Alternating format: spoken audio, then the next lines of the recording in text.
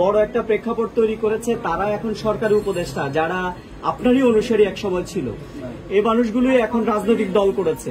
আবার গতকালকে দেখলাম আপনার দল থেকেও আপনার একটা ভাইটাল পোস্টের একজন মানুষ ওই দলে গিয়ে জয়েন করেছে।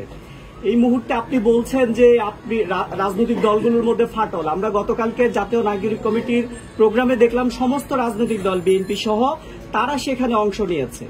আপনি বা আপনারা যারা নতুন ধরনের রাজনীতি করছেন, ছাত্র রাজনীতি, আপনারা কি কিছুটা এই নাগরিক পার্টির উদ্ভবের কারণে আপনারা কোণঠাসা হয়ে গেলেন কিনা, এই জন্যই কি ফাটলের কথা বলছেন কিনা?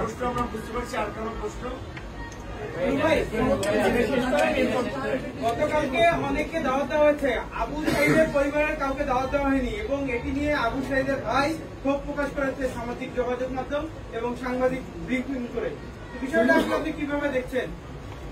প্রথমত আমাদের এক সাংবাদিক ভাই যেটা বলেছেন তার এই প্রশ্নটা বলে প্রশ্ন আসছে যে গতকালকে যে নতুন দলের আত্মপ্রকাশ হয়েছে সেখানে আমাদের দাওয়াত দিয়েছিল আমাদের পূর্ব নির্ধারিত একটি প্রতিনিধি সভা, যেখানে আমাদের দল এবং অঙ্গ সংগঠনের কেন্দ্রীয় নেতৃবৃন্দের পাশাপাশি জেলা এবং উপজেলা পর্যায়ের নেতৃবৃন্দ আমন্ত্রিত ছিল।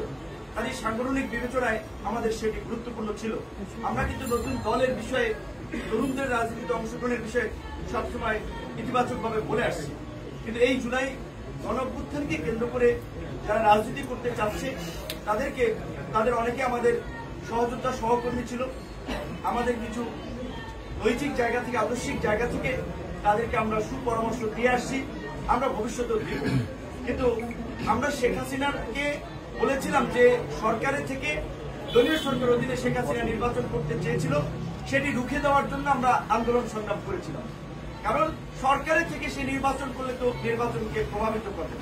এখন এই সরকারের উপদেষ্টা থেকে যদি তারা দল গঠন করে তাহলে তো এটা সরকারি দল হবে। তাহলে আওয়ামী লীগের মধ্যে এই সরকারি দলের মধ্যে পার্থক্য কোথায়? গণ অভ্যুত্থানকে যেভাবে গুটি কয়েক ব্যক্তিকেন্দ্রিক গ্লোরিফাই করা হচ্ছে কিংবা কাউকে বিশেষ ভাবে ক্রেডিট দেওয়া হচ্ছে, সেটা তো বাস্তবতা না। এই গণ অভ্যুত্থানে বিএনপি, জামাত সহ বিশেষ করে এই গণ অভ্যুত্থানের তরুণরা যে ভূমিকা রেখেছিল, 18 থেকে যারা প্রসংস্কার আন্দোলন করেছিল, তাদের কথা ওইভাবে কোন জায়গায় বলা হচ্ছে। এখন সরকারে আছে, সরকারের উপদেষ্টা হয়ে তারা সরকার, ব্যবসা বাণিজ্য সবকিছু নিয়ন্ত্রণ করছে, গণমাধ্যমকে নির্দেশনা দিচ্ছে, এইভাবে খবর দেখাবেন, এইভাবে প্রচার করবেন, তারা প্রচার করছে। আওয়ামী মাফিয়া দুর্বৃত্তদের সাথে রাতের অন্ধকারে মিটিং করা হচ্ছে, তাদেরকে পুনর্বাসনের জন্য আশ্বস্ত করা হচ্ছে। আমলাতন্ত্র থেকে শুরু করে রাজনীতি সব জায়গায়, এগুলো তো আমরা মেনে নিতে পারি না। শুধুমাত্র বিএনপি একটা বড় রাজনৈতিক দল, বিএনপির অনেক ঘটনা, দু একটি ঘটনা বাইরে আসায় আমরা শুধু বিএনপিকে সমালোচনা করছি। এই ছাত্র নেতৃবৃন্দ যা করছে, আপনারা গোয়েন্দা সংস্থার প্রতিবেদন থেকে সেটি যদি জানতে পারবেন, সেটা আপনাদের কাজ শুরু। অবশ্যই আমরা চাই তারা ভালো রাজনীতি করুক, পরিশুদ্ধ রাজনীতি করুক, কিন্তু সরকারের থেকে তো সেটি সম্ভব না। এখন একজনের দল গঠন করেছে, একজন পদত্যাগ করেছে, বাকি দুজন তো সরকারে আছে। সরকারের বিভিন্ন মন্ত্রণালয়ে ছাত্র উপদেষ্টাদের তদারকি কমিটি আছে। সরকারের সাথে কাজ করায় স্বাভাবিকভাবে 3 উপদেষ্টার একটা ভালো নেক্সাস তৈরি হয়েছে। এখন তারা যদি একজন পদত্যাগ করে, দুজন তো আছে, এবং এই আন্দোলন কেন্দ্রিক বিশেষ করে এইখানে যারা উপদেষ্টা গঠন হয়েছে, তাদের আমরা যে গত 6 মাসের ভূমিকা দেখেছি, এটা নতজানু একটা ভূমিকা। তারা ছাত্র নেতৃবৃন্দের কাছে জিম্মি ছিলেন অনেক ক্ষেত্রে, কাজেই তারাও সক্রিয়ভাবে মেরুদণ্ড উঁচু করে অনেক সিদ্ধান্ত নিতে পেরেছে, অনেক কাজ করতে পেরেছে বলে এটা আমি মনে করি।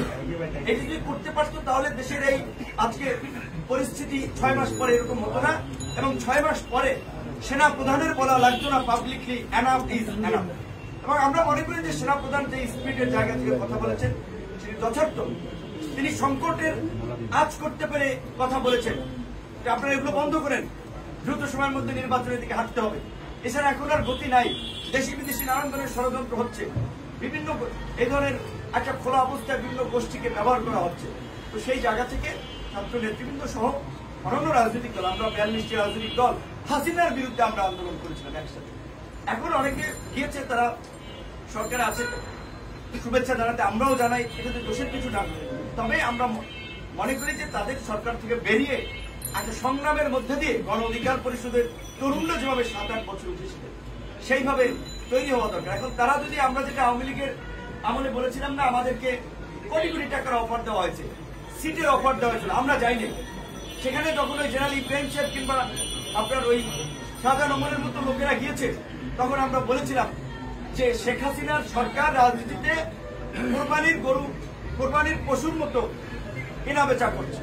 এখনো তো তাই দেখছি, অনেক মানুষকে যে আমাদের দুজন নেতা বা দু একজনের কথা বললেন, মানে তরুণ ছেলেকে যদি অফার দেওয়া হয়, তুমি ডিসি অফিসে সব তোমার অ্যাক্সেসে চলবে, তুমি কাজকর্ম করবা, তোমাকে এমপি বানানো হবে, 2-4 কোটি টাকা দিয়ে হবে, তুমি আমাদের সাথে আসো।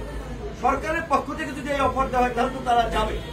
যারা গিয়েছে তারা আবার ফিরে আসবে, অতীতেও যারা গিয়েছে তারা অনেক এসেছে। গণ অধিকার পরিষদ হাওয়ার উপরে কোনো তৈরি হওয়া দল না, রাজপথের ধারাবাহিক আন্দোলন সংগ্রামের মধ্যে দিয়ে জন আকাঙ্ক্ষার ভিত্তিতে তৈরি হওয়া দল, যেই দলের ত্যাগ অনেক রয়েছে এবং একটা প্রতিকূল সময় তারা তৈরি হয়েছে। কাজে এই দল আছে, থাকবে এবং ভবিষ্যতে এই দলই বাংলাদেশকে ইনশাল্লাহ নেতৃত্ব দেবে। দ্বিতীয় প্রশ্ন এক ভাই যেটা বলেছে সেটা একটু বলতে চাই, আবু সাইদের পরিবার কথা। এই কথাটি আজকে কেন সাংবাদিকরা লিখবে কিংবা আবু সাইদের ভাই দুঃখ প্রকাশ করবে? এই দেশের যত গণ আন্দোলন হয়েছে সেই আন্দোলনের শহীদদেরকে নিয়ে ব্যবসা করা হয়েছে। আওয়ামী লীগ যেভাবে মুক্তিযুদ্ধের চেতনা নিয়ে ব্যবসা করেছে, এই গণ অভ্যুত্থানের ঠিকাদার দাবি করা প্রতিবাদ ছাত্র নেতা এবং ব্যক্তি সংগঠন, তারা তাদের এই চেতনা বা চেতনার ব্যবসা করেছে। তারা গণ অভ্যুত্থান আকাঙ্ক্ষার দল করবে, ভুক্তভোগী পরিবারকে নিয়ে দল করবে। বিএনপি অলরেডি তো একটা দল, এই দলে তো তাদের অনেক স্যাক্রিফাইস হয়েছে। জামাত অলরেডি একটা দল, সিপিবি একটা দল, গণসংহতি আন্দোলন একটা দল, গণ অধিকার পরিষদ একটা দল। সব দল তো এই আন্দোলনের আগেই এই গণ অভ্যুত্থান চেতনাকে ধারণ করে তারা রাজপথে নেমেছে। সবাই রাজনীতির সংস্কার কথা বলছে, তাদের এই সমস্ত মুখরোচক কথা বলা হচ্ছে, বাস্তবতা ভিন্ন। যে কারণে এই গণ অভ্যুত্থানের সবচেয়ে আইকনিক ফিগার, টার্নিং পয়েন্ট ছিল সত্যিকার অর্থেই এটি যদিও গর্বের অহংকারের, আমার দুঃখের যে আবু সাইদের বীরত্বপূর্ণ আত্মত্যাগ। অথচ সেই আবু সাইদের পরিবার কিন্তু আনুষ্ঠানিকভাবে দাওয়াত হয়নি। যদি তারা গণ অভ্যুত্থানের চেতনা ধারণ করত তাহলে ওই মঞ্চে এই শহীদ পরিবারকেই তারা প্রাধান্য দিয়ে সামনে রাখতে পারত। শুধু আবু সাইদের পরিবার না, এই পিজি হসপিটাল থেকে কয়েকদিন পর পর আহতরা যমুনার গেটের সামনে আসেন, প্রেস ক্লাবের সামনে আসেন, যে তাদের সুচিকিৎসার দাবিতে। আমরা গত 6 মাসে এই সম্পর্কে ওইভাবে একটি খুব বেশি কথা বলি নাই। আমাদের ছোট ভাই সহকর্মী, তাদের সম্পর্কে আমাদের বলা ঠিক হবে না। তারা গণ অভ্যুত্থানের এই আহতদের তালিকা নিয়েও যে 9-6 স্বজনপ্রীতি করেছে। যারা তাদের রাজনীতি করবে তাদেরকে একটা ভালো ক্রাইটেরিয়া, তাদেরকে বিদেশ পাঠানোর প্রাধান্য দেওয়া, যারা তাদের কথা শুনছে না, তাদের রাজনীতিতে যুক্ত হচ্ছে না, তাদেরকে প্রাধান্য দেওয়া হচ্ছে। এই ঘটনাগুলো আপনারা খোঁজ নেন।